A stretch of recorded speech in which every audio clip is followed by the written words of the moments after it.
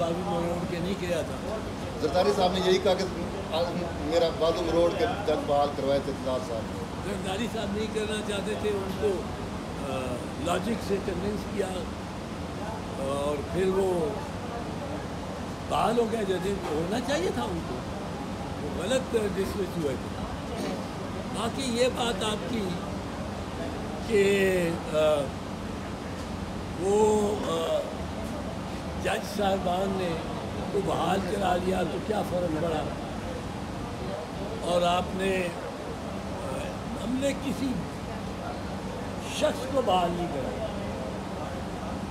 और मुझे कोई इस बात में आप कहते हैं कि आपको कुछ इस पर तअस्सुफ़ है, कोई तअस्सुफ़ नहीं, शर्मिंदगी की तो बात ही नहीं। मैं तो इस बात में बहुत फ़ख्र करता हूँ कि मैंने चीफ जस्टिस ऑफ पाकिस्तान को बहाल कराया, और मेरे दोस्त साथ खड़े हैं इन्होंने। हमने कोई इफ्तिखार मोहम्मद चौधरी को बहाल नहीं कराया। अगर इफ्तिखार मोहम्मद चौधरी की जगह उमर अता बंदियाल होता, उसकी जगह काजी फैज़ ईसा होता, आज हो। हम चीफ जस्टिस के साथ है, चीफ जस्टिस हमारी रेड लाइन। हमने भाई साहब जिसको बहाल कराया उस शख्स का नाम था चीफ जस्टिस ऑफ पाकिस्तान, और हम इसके तब भी खिलाफ थे, आज भी खिलाफ हैं कि कोई फौजी अफसर गुजारनी चीज़ पकड़ के बाजू से और चीफ जस्टिस को निकालते और बाहर करें, फिर यहाँ इंसाफ कहाँ रहेगा। लेकिन जजेस को भी सोचना चाहिए। सईदुज़्ज़मान सिद्दीकी साहब थे, चीफ जस्टिस थे सुप्रीम कोर्ट से, उनको परवेज़ मुशर्रफ ने कहा आप फारिग हैं। उन्होंने बिस्तर बंद बांधा, सामान लिया, शाम की फ़्लाइट से वो कराची चले गए। इसी तरह अनवारुल हक थे, बड़े कॉन्ट्रोवर्शियल, उन्होंने शहीद गुलज़ार अली भुट्टो को फांसी लगाया था, पर वो भी कबूतर की तरह चले गए। उनसे पहले याकूब अली साहब थे, वो भी घर चले गए। इफ्तिखार मोहम्मद चौधरी ने जब उनको कहा कि आप इस्तीफ़ा दें, जर्नैलों ने घेराव डाला, उन्होंने कहा आप इस्तीफ़ा दें।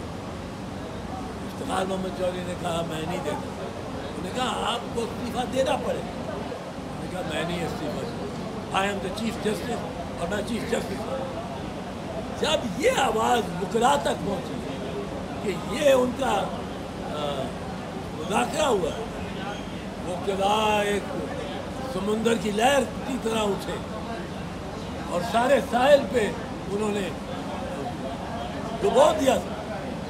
ये वुकला इसी तरह एक समुंदर की लहर की तरह उठेंगे। पर ये जजेस इस लेटर को सीरियसली लें।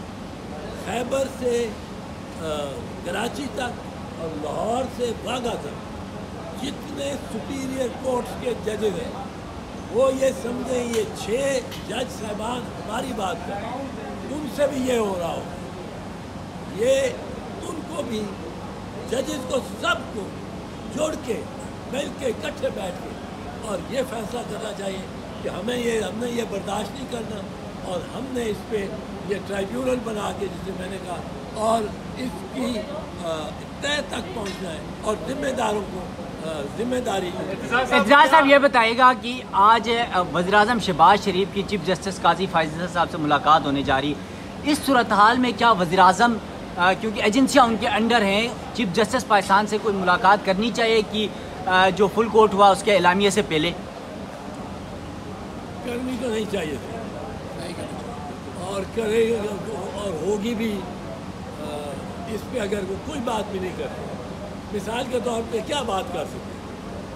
चीफ जस्टिस साहब से वो ये बात नहीं कर सकते कि जी आप ट्राइब्यूनल बनाएं।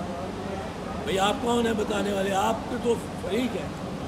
चीफ जस्टिस साहब से वो ये नहीं बात कर सकते कि मेरा जो DGC है या DGISI है, ये स्टाफ ऑफिसर हैं तो क्राइम में, इनमें ये इन्होंने ये नहीं किया, शरीफ लोग हैं, अच्छे लोग हैं,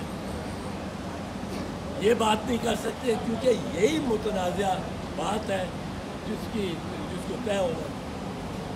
तो अब चीफ जस्टिस साहब ये बात कर लें कि क्या चाय की प्याली में चीनी काफ़ी है, ठीक है। एतजाज़ साहब, जिस तरह आपने माजी में किरदार अदा किया था अदलिया की बहाली में, सपोज़ अब की बार अदलिया के तहफ़्फ़ुज़ के लिए और बैरूनी मुदाखलत के ख़िलाफ़ भी वकला की तहरीक चलती है, तो क्या आप उसको उसी तरीके से लीड करने और वकला को मोबिलाइज़ करने के लिए रेडी है? देखो, हमें तो जितना हौसला है वो इस अदलिया के लिए और इस बार एसोसिएशन काले कोट की इज़्ज़त के लिए, और इन्होंने मुझे बहुत कुछ दिया, बहुत इज़्ज़त दी है। मैं तो इनके साथ रहूँगा, पर लीडरशिप अब नहीं आती, जवान लीडरशिप है। मैंने जब